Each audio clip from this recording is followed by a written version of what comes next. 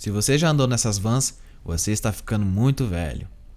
Quem viveu e passou por isso, sabe muito bem como é que foi. Como é que foi a dor de cabeça, ou não para alguns, né? O extinto sistema era considerado como um meio de locomoção alternativa, diferente dos ônibus e micro-ônibus, que são um serviço básico de transporte público no DF. Durante a circulação, as vans provocaram muita polêmica, pois o transtorno causado no transporte gerou insatisfação nos próprios passageiros, motoristas, pedestres e nas empresas de transporte coletivo. Porém, o sistema era tido como ágil e ia além dos trajetos feitos pelos ônibus. Esse sistema divide opiniões, já que uns defendem as vans pelo fato de serem confortáveis e rápidos, e outros são contra por falta de segurança e desrespeito de alguns motoristas. Para a gente entender melhor, vamos ver como ela surgiu e se tornou popular no Distrito Federal.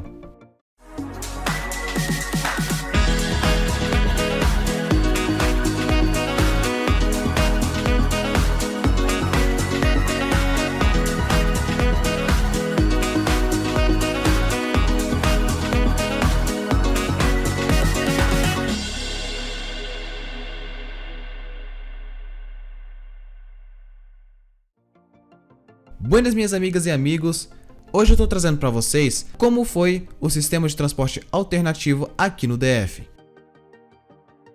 Em 1996, as lotações, como também eram chamadas, começaram a circular pelas ruas da capital. Primeiramente, surgiram as vans do Sistema de Transporte Público Alternativo, STPA, conhecida também como amarelinhas, que rodavam com uma licitação do período determinado. Em 99, nasceram as brancas, do Sistema de Transporte Público Alternativo dos Condomínios, STPAC. Essas operavam com uma permissão provisória para uma licitação que nunca foi feita. Ainda em 1999, os veículos brancos passaram a circular em um sistema de adaptação, na situação de permissionários. O trabalho era feito com um sistema de lista de passageiros, o qual consistia em levar pessoas já predeterminadas ao pontos certos em horários marcados. Porém, só durou 6 meses, pois os motoristas alegavam que o custo do transporte era alto. Então o método acabou e os veículos passaram a fazer o mesmo trajeto, porém o horário de 5 da manhã às 23 horas. De acordo com o ex-fiscal da Unicop, União das Cooperativas do Transporte Alternativo, que trabalhou por 10 anos, até 1999, o sistema era organizado. Cada cidade tinha uma cooperativa, que mais tarde originou a Federação das Cooperativas do Transporte de Brasília, a FECOTAB. Abre aspas, todos os motoristas passavam por uma reciclagem. As vans eram cadastradas com o número que indicava o permissionário e a rota. Os veículos eram vistoriados a cada 3 meses. Os automóveis tinham um tacógrafo limitado à velocidade a 80 km por hora e a área de atuação ainda era controlada. Fecha aspas. A princípio, a ideia das vans parecia ser boa e muito útil, já que era uma melhor alternativa de usar eles do que passar sufoco nos ônibus. Mas com o tempo, isso passou a ser um problemão. Balão do Recanto, Samambaia por fora, Keniano, QNJ, Feira da Ceilândia, Tati. Com a popularização das vans, começaram a surgir também transportes piratas, trazendo um monte de problemas. Segundo o próprio fiscal, com o surgimento das vans piratas, causou transtorno no sistema que se transformou em uma máquina de fazer dinheiro. Cada vez mais autorizações eram concedidas, permissões foram clonadas e chegavam a ser vendidas entre R$ 80 e R$ 200 mil. Sendo assim, gerou uma disputa com os ônibus e entre a própria categoria. As lotações clandestinas não respeitavam o itinerário e se concentravam em lugares que não eram autorizados. Andavam lotados, em alta velocidade, provocavam acidentes e infringiam as leis de trânsito. Era comum ver os veículos com mais de 30 passageiros, sendo que a capacidade máxima era de 16. Na Via Épia, vans lotadas. Passageiro em pé aí, pode ir, motorista? Passageiro em pé? Só sentar. Ao ver que estava sendo filmado, este cobrador pede para alguns passageiros descerem. Só sentado aí, irmão. Agora deu caralho mesmo, viu? As lotações passavam nas paradas com mais frequência, além de encher de passageiros muito rápido. Segundo o professor doutor em Política de Transporte da UNB, Universidade de Brasília, cada tipo de transporte público tem seu papel. Por isso, tem de estar regulamentado e receber apoio técnico do governo. Abre aspas. As vans podem ser um serviço muito bom. Por ser um veículo pequeno, pode-se operar em diferentes locais. Porém, em Brasília, perdeu-se o controle. Faltou apoio efetivo das cooperativas. Fecha aspas. O professor ainda explica que o governo foi obrigado a adotar novos meios de transporte, os micro-ônibus. Mas é um serviço que ainda não foi viabilizado completamente. O professor destaca, abre aspas, no transporte público tem de se trabalhar com uma noção de diversidade articulada dentro de uma política de regulamentação. Fecha aspas. A folha de pagamento dos funcionários das vans era feita por meio de contratos de prestação de serviço. Eles ganhavam através da comissão do faturamento líquido de um dia de trabalho. O motorista recebia 20% e o cobrador 10%. Em média, o salário mensal era de R$2.000 e R$1.000, respectivamente. Cada motorista deveria fazer sua rota em um tempo determinado. Caso ultrapassasse, o tempo exercido era descontado no salário. Com as vans clonadas, os rendimentos das permissionárias caíam de 30% a 40%. De acordo com a CETRANS, Secretaria de Transporte, em 2007 foram retiradas das ruas 1.000 vans da STPA-C e em 2008, 600 da STPA. Vans foram apreendidas porque os permissionários não dão respostas às queixas dos usuários. As vans formaram um comboio até o depósito. Em 3 horas de operação, 250 foram apreendidas. De acordo com o DF-Trans, os permissionários não obedeceram o prazo para responder às reclamações. 300 por mês. 17 passageiros, desvio de itinerário, maltrato de idoso ao deficiente, não parar na parada para um idoso. De 2007 até o momento, foram apreendidas outras 1.500 que operavam clandestinamente. Ainda de acordo com a secretaria, as lotações não chegavam aos condomínios, faziam concorrência com os ônibus e causavam transtorno no trânsito. O presidente do Sindicato dos Permissionários reclama da operação. De acordo com ele, muitos passageiros ficaram na rua sem transporte. A fiscalização não entende essa parte que nós temos primeiro que atender o usuário após às 8 horas da manhã, após o horário de pique, estaríamos todos aqui para atender a determinação do órgão. Alega que alguns foram chamados a dar explicações hoje e não sabiam que não poderiam rodar com passageiros. Sobre as 300 denúncias na ouvidoria, se defende. Os nossos motoristas são preparados, todos os carros são regulamentados, vistoriados e nós queremos saber realmente o teor dessas reclamações. Pode ser que não tem nada a ver com transporte alternativo. O pessoal que faz transporte alternativo em Brasília não está aqui regulamentado, tem outros segmentos e a gente acaba pagando um pato que não é nosso.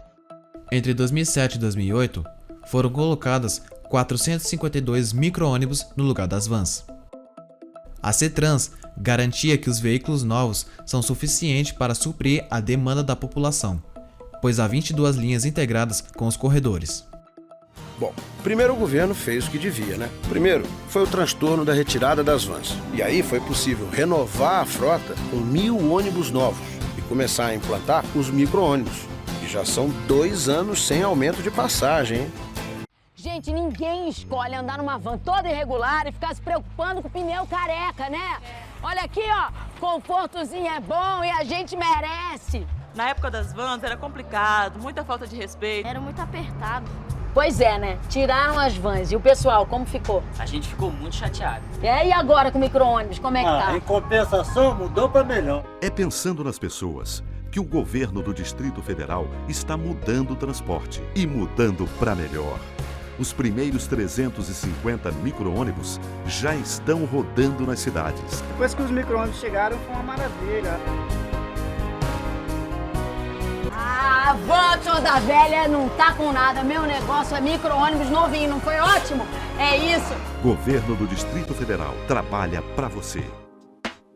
Esses micro-ônibus eram operados pelas cooperativas Cotard, Copateg, Copertran e outras cooperativas.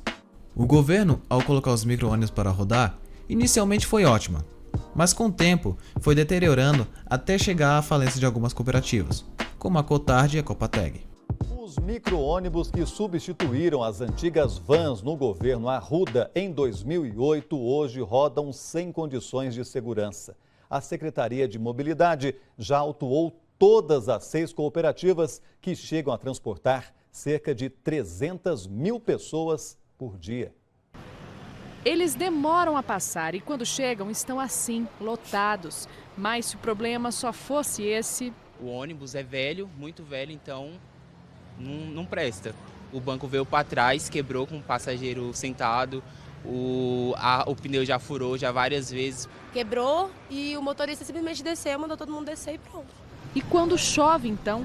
As janelas que não fecham direito, aí molha tudo quando chove. É por isso que tem gente que prefere pegar eles. Tem vezes que esse daqui não passa, demora a passar também. Aí é por isso que eu pego o pirata, que o pirata também, ele vai mais rápido também. Para o ex-fiscal, o fim das vans fez com que cerca de 10 mil pessoas ficassem desempregadas. Pois, segundo ele, havia em torno de 5 mil trabalhadores diretos e 5 mil indiretos. Abre aspas. Antes da eleição, o Arruda prometeu que ia regularizar e logo no início do governo nos apunhalou pelas costas. Foi uma covardia, teve gente que investiu e comprou carros novos. Tivemos que arcar com uma folha de pagamento enorme. Perdemos casa, carro e contraímos dívidas. A determinação do Tribunal de Justiça do Distrito Federal proibiu as vans do sistema de transporte público alternativo de circularem na Avenida Hélio Prates. Segundo o presidente do Sintraf, depois de um acordo com o DF Trans, ficou decidido que as vans vão parar de rodar na segunda-feira. Entramos ontem na 6ª Vara Pública ao doutor juiz Esdra Neves, para que ele seja mais claro nessa decisão em que retirou as vans da Avenida Hélio Prates. Nós entendemos que é muito prejudicial à população, ao usuário. De acordo com o Sintraf, todos os dias 30 mil pessoas utilizam as vans que circulam na Avenida Hélio Prates. Se as 14 linhas que passam por aqui tiverem que mudar o itinerário, o sindicato diz que o faturamento vai cair 40%. Para evitar o prejuízo, a categoria promete recorrer da decisão judicial. Na segunda-feira, nós entramos com a ação de efeito suspensivo, tá?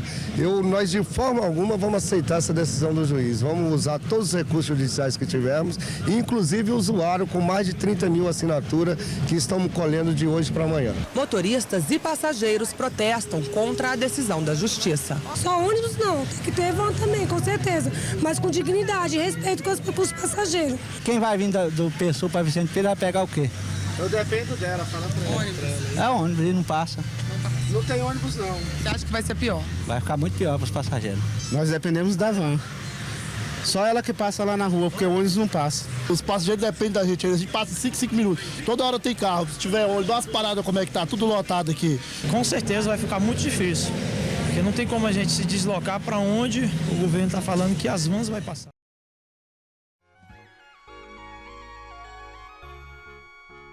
Em 2011, foi publicado no Correio Brasiliense sobre o possível retorno das vans. Naquele ano, o tema polêmico era discutido na Câmara Legislativa, em audiência pública.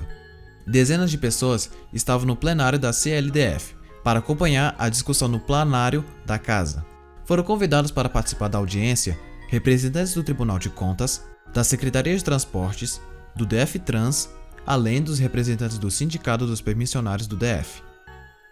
Para Gaciel, o objetivo do encontro era avaliar como a comunidade e especialistas a viabilidade do retorno das vans como uma opção de transporte público. Em 2015, a Comissão de Constituição e Justiça da Câmara Legislativa aprovou o projeto que permite a volta das vans no transporte público do DF. O projeto aprovado pela comissão prevê a integração das vans com o atual sistema. Foram 3 votos a favor e nenhum contra. O governo deverá fazer licitação para contratar o serviço, mas as linhas não podem ser mais as mesmas dos ônibus. O projeto de lei ainda deve ir ao plenário para votação.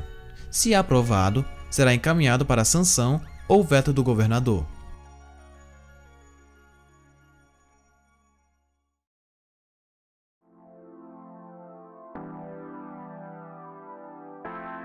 Mas apesar dessas 2 notícias, até agora não é citado ou foi aprovado de fato o retorno das vans.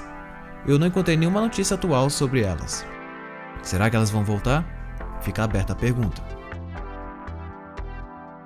Espero que tenha gostado. Deixe o seu like, se inscreva no canal para não perder vídeos como esse. Vídeos todas as quarta-feiras, às 20 horas. Vou ficando por aqui, fique com Deus e que o Eterno sempre os abençoe em todo momento. Até a próxima e se cuidem. Fiquem em paz.